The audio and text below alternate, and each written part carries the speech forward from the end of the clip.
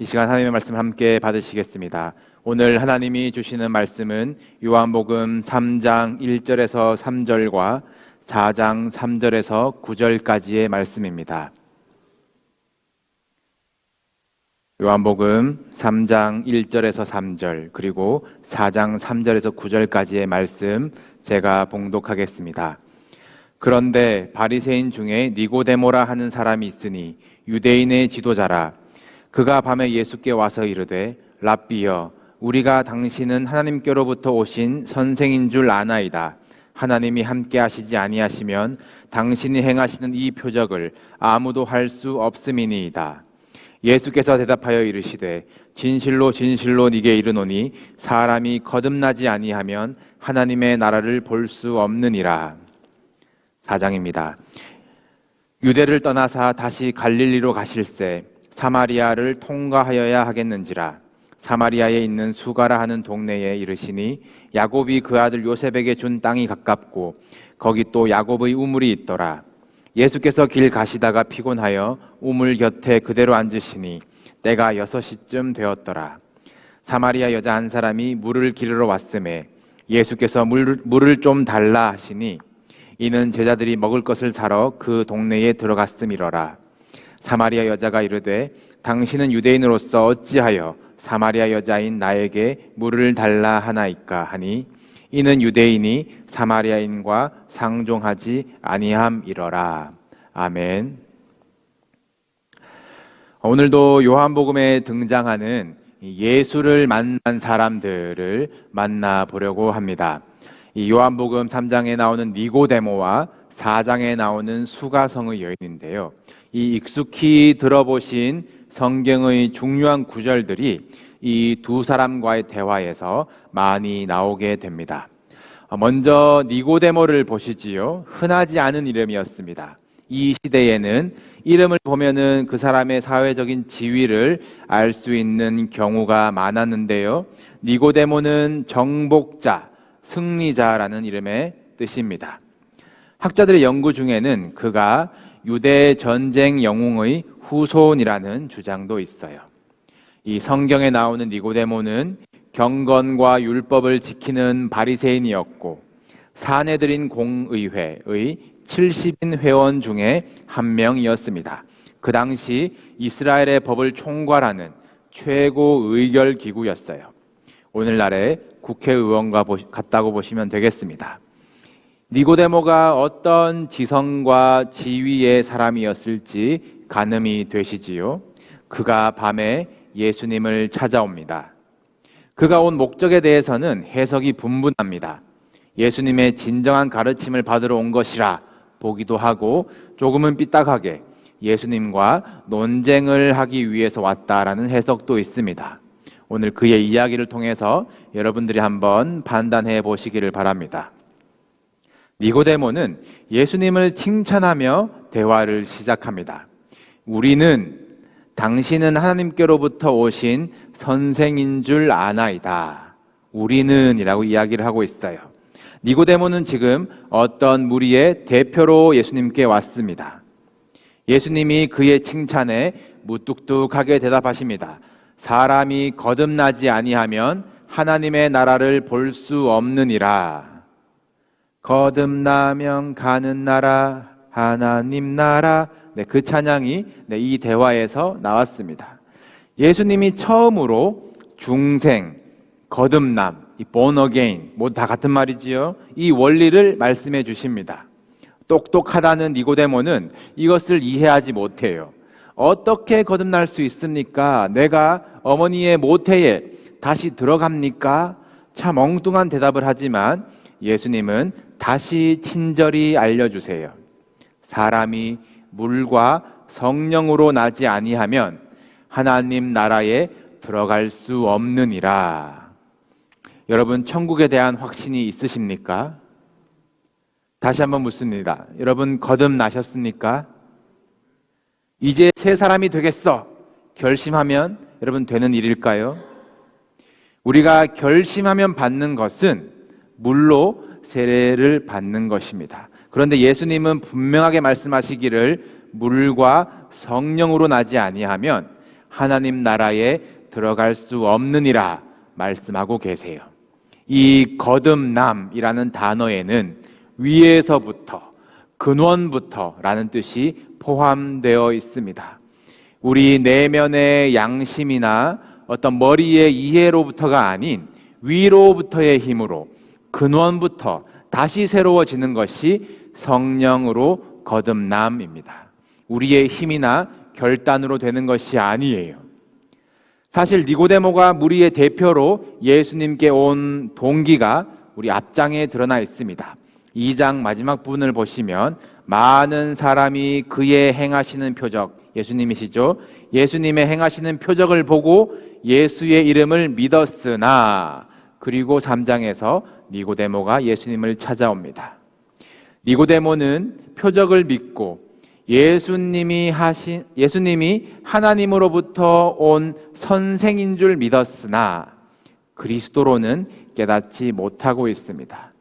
그가 밤에 왔다는 것의 의미는 그의 지위가 있어서, 신분이 있어서 사람들의 눈을 피해서 왔다는 것이 아니라 그가 밤에 속해 있다는 요한의 표현이에요. 이것은 요한복음의 표현의 스타일입니다. 요한복음 1장에서 빛이 어둠에 빛이 돼 어둠이 깨닫지 못하더라 라고 요한복음이 시작하는데요, 빛이신 예수님과 어둠을 대조하는 방법을 자주 씁니다. 가룟 유다가 예수님을 배반하기 위해서 이제 나섰을 때 밤이었더라 라고 요한은 표현을 해요. 이것이 또 다른 예입니다. 지금 표적은 보고 쫓으나 빛이신 예수님은 깨닫지 못하는 어두운 이스라엘의 대표가 니고데모입니다. 그런 그에게 예수님은 네가 거듭나야 하겠다 말씀하시는 거예요. 예수님은 이 성령으로 거듭나는 사람을 바람에 비유해서 니고데모에게 다시 설명해 주십니다. 바람이 임으로 불매 네가 그 소리는 들어도 어디로 와서 어디로 가는지 알지 못하나니 성령으로 난 사람도 다 그러하니라. 이 성령으로 다시 태어나는 과정이, 복음과 구원의 이 역사가 어디로 와서 어디로 가는지 알지 못한다는 것입니다. 우리는 딱딱딱 순서대로 이해되는 대로 믿으려고 하시지요. 어디서부터가 시작인지 알고 싶어서 원죄, 아담으로부터 시작해서 죄의 원인과 또 그것이 어떻게 되어서 우리는 해결할 수 없는지 이해하려고 하는 것이 우리의 교리입니다. 그런데 성령의 역사는 그렇지 않다는 거예요. 지난주 빌립이 나다나엘에게 설명할 수가 없어서 와서 보라 설명할 수밖에 없었던 것과 이유가 같습니다. 니고데모는 여전히 이해하지 못하고 있습니다. 그 당시 떠오르는 랍비, 스타 예수와 이 사내들인 공회원 이 니고데모의 수준 높은 대화를 기대했지만 이 상대가 되지 않아요. 영의 세계를 알지 못하는 사람입니다. 이 니고데모는 이 4살짜리 아이처럼 왜요? 이것만을 반복할 뿐입니다. 그가 다시 어찌 그런 일이 있을 수 있나이까? 라고 묻습니다. 이것은 마치 좋은 대학 들어가려고 온갖 공부와 어떤 액티비티와 경력들을 준비했는데 대학에서 너 1 더하기 1만 알면 입학시켜 줄게 라는 이 이야기를 믿을 수가 없는 그 상황인 거예요. 뭐야, 들어가 이렇게 쉽단 말이야? 하나님 나라를 위해서 그 율법을 다 지키려 애쓰며 선을 행하며 공로를 쌓아왔는데 너 다시 태어나야 하겠다라는 이 예수님의 말씀이 이해가 되지 않는 거예요. 예수님도 끝까지 포기하지 않으시고 최대한 논리적으로 니고데모에게 구원이 무엇인지 설명해 나가십니다. 예수님은 모세의 불뱀 이야기로 논리를 전개하세요. 이 바리새인 니고데모에게 맞춤식 설명입니다. 이 불뱀 사건은 민수기에 나오는 이야기인데요. 광야에서 범죄한 이스라엘 백성에게 하나님이 불뱀으로 심판하십니다. 불뱀에 물려서 죽어가는 이 백성들, 모세가 기도하자 노수로 뱀의 모양을 만들어서 장대 높이 올립니다. 그것을 쳐다보는 사람은 살고 쳐다보지 않는 사람은 죽었어요. 간단하지요? 쳐다보면 살고 보지 않으면 죽습니다. 그런데 하나님이 광야에서 불뱀에 물려 죽어가는 이스라엘 백성을 구원하는 방법이 이해가 되십니까? 놋으로 뱀의 형상을 만들어서 들어 올려라. 그리고 쳐다보라. 너무나 쉬운 방법이지만 이 쳐다보라는 말씀을 듣지 아니하는 자들, 뱀의 형상은 우상 아니야? 스스로 판단하는 자들은 구원받지 못했습니다. 보고도 믿지 못하고 무지하고 알아도 불순종하여서 죽어가고 있는 이 인간들을 불쌍히 여기셔서 살 길을 열어 주신 하나님의 그 사랑을 예수님이 한 구절에 담으십니다. 하나님이 세상을 이처럼 사랑하사. 여러분, 이처럼, 이 말이 얼마나 큰 표현인지 깨달아지시기를 바랍니다. 믿고 놋뱀 쳐다보면 산다. 예수를 구주로 고백하면 산다. 둘 다 너무나 쉬운 일이지만 못하시는 분들이 아직도 많습니다. 이 자리에는 계시지 않기를 바라요. 은혜를 은혜로 받으시기를 바랍니다. 공로를 채우고 선행을 쌓고 착하게 살아야 구원이 아니라 믿기만 하면 거저 주시는 것이 구원입니다. 이해 안 되는 이 일이 가능한 이유는 하나님이 여러분을 이처럼 사랑하시기 때문입니다. 니고데모와의 대화가 이렇게 끝이 납니다. 예수님은 땅의 표적을 구해 쫓아온 니고데모 그 한 영혼도 아끼셔서 최선을 다해 설명해 주셨지만 하늘의 일을 이해하지 못하는 니고데모입니다. 그래도 니고데모의 이 무지와 어떤 집착 때문에 우리는 신구약을 한 절로 압축한 요한복음 3장 16절을 우리가 얻게 되었네요. 그가 앞으로 2번 정도 더 요한복음에 등장을 하는데 어떤 인생을 사는지 잠시 후에 보시겠습니다. 요한복음 기준으로 예수님의 첫 번째 예루살렘 사역이 끝이 나고 이제 갈릴리로 다시 돌아가시려고 합니다. 가장 가까운 길은 사마리아 땅을 가로질러 가는 방법이에요. 그런데 유대인들은 사마리아를 멸시하기 때문에 수고스럽더라도 사마리아 땅을 피해서 멀더라도 우회해서 갈릴리로 다녔습니다. 참고로 사마리아가 멸시받는 이유는 우리 흩어진 기간 동안 공부하신 그 왕들의 이야기에서 사마리아, 이 북이스라엘이지요. 그곳이 아수르에 점령당한 후에 이방 민족과 혈통이 섞여버렸기 때문에 이 유대인들에게 멸시를 받게 됩니다. 예수님이 갈릴리로 향하시는데 이 사마리아 땅을 통과하시기로 결정하십니다. 그래서 지나가시다가 수가라고 하는 동네의 우물에 앉아서 쉬시게 되었어요. 제자들은 먹을 것을 구해서 동네로 들어가고 예수님이 홀로 남아 계셨는데 성경에는 6시, 우리 시간으로 바꾸면 낮 12시였습니다. 낮 12시는 일반적으로 물 뜨는 시간이 아니에요. 너무 더운 시간입니다. 그런데 그 시간에 한 여인이 이 시간에 물 뜨러 나옵니다. 이 여인은 우물에 아무도 사람이 없는 시간을 기다렸다가 나온 것이에요. 이후 예수님과의 대화 중에 이 여인은 5번의 결혼 생활을 실패하고 6번째 남자와 동거하고 있는 것이 드러납니다. 우리 한국 풍습에서처럼 이 빨래터가 이 엄마들의 사교 장소이듯이 여기도 우물가가 수다 장소가 아니겠습니까?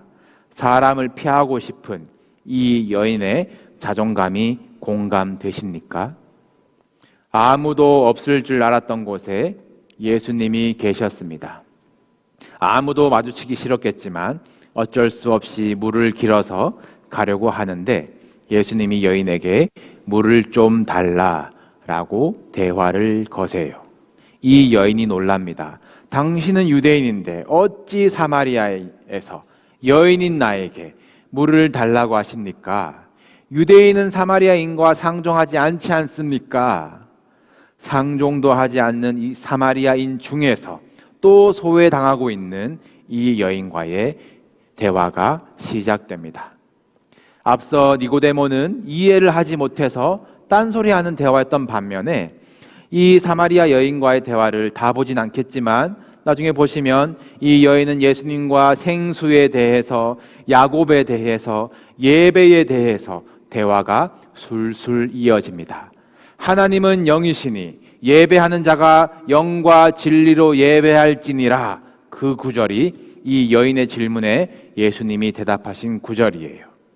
사마리아 여인과 이 대화는 결국 메시아, 곧 그리스도로 이어지고 이 여인은 예수님을 그리스도로 알아보게 됩니다.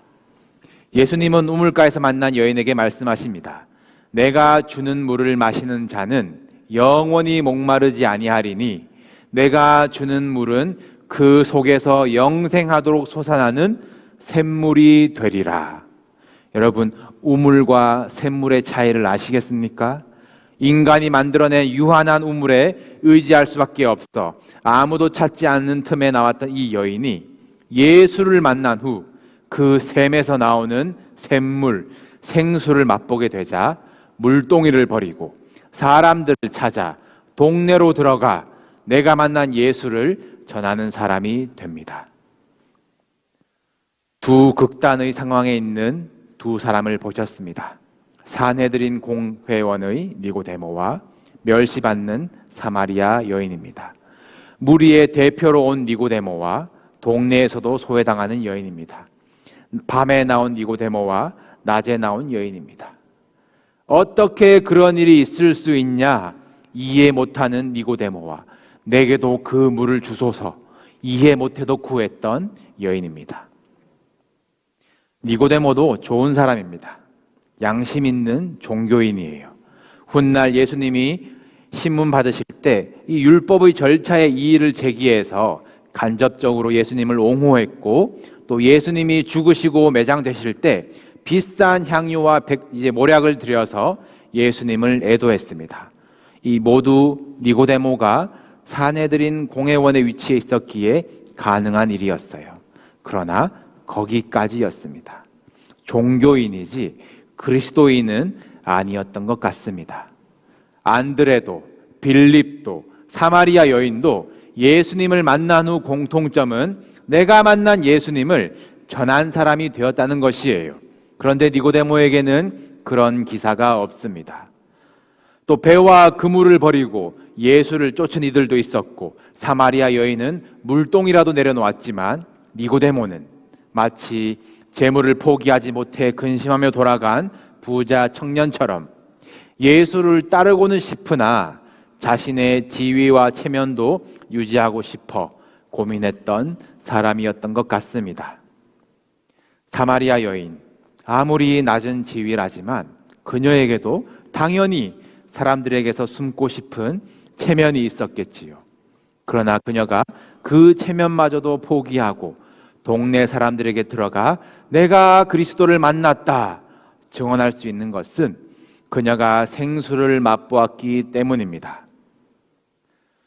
우리는 산헤드린 공회원 같은 이가 전도하면 좋겠다, 교회 얼굴이 되면 좋겠다, 땅의 일을 생각할 때가 있습니다.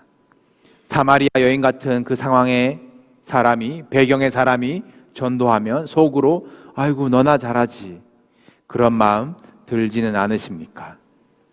복음은 하늘의 일을 경험한 사람을 통해 흘러갑니다. 하나님은 하나님 앞에서 미련하고 약한 것을 택하사 사용하세요. 이는 아무 육체도 하나님 앞에서 자랑하지 못하게 하려 하심이라. 이것이 바울의 고백입니다. 예수님께로 와서 어떻게 하면 천국에 들어갈 수 있을까요? 질문한 니고데모의 속에는 나는 천국에 들어갈 만하지 않나라는 교만함이 있지 않았을까요? 그런 니고데모에게 네가 거듭나야 하겠다 말씀하셨습니다.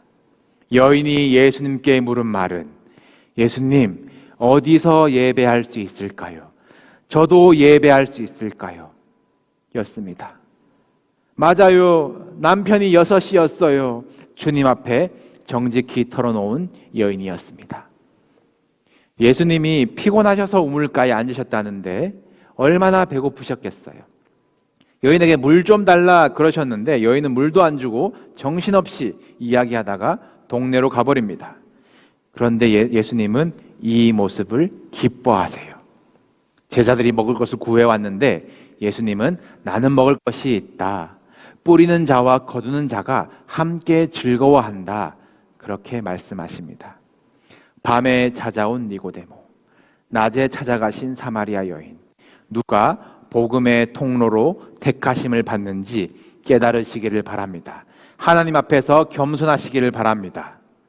이 여자가 전한 복음으로 그 동네에 많은 사마리아인이 예수를 믿게 됩니다. 동네 사람들이 간증해요. 듣고 믿고 그가 참으로 세상의 구주신 줄 알미러라. 니고데모는 이해하지 못했던 구주로 믿으면 구원받는 그 간단한 사실이 사마리아 땅에서 먼저 증명되어집니다.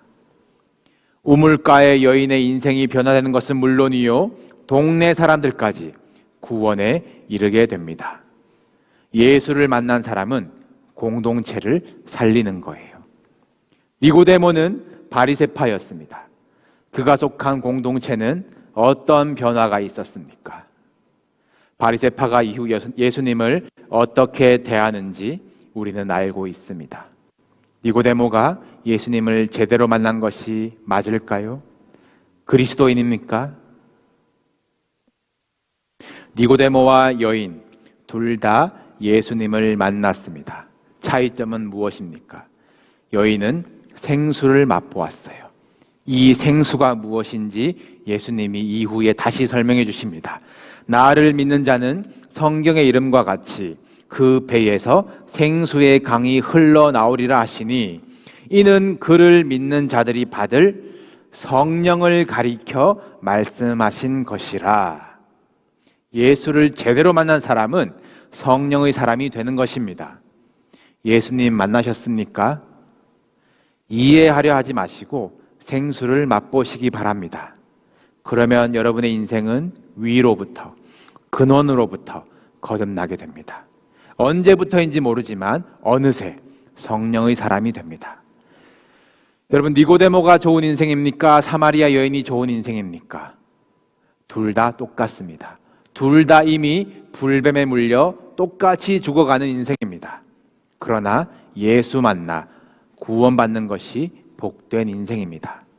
하나님이 세상을 이처럼 사랑하사 독생자를 주셨으니 이는 그를 믿는 자마다 멸망하지 않고 영생을 얻게 하려 하심이라.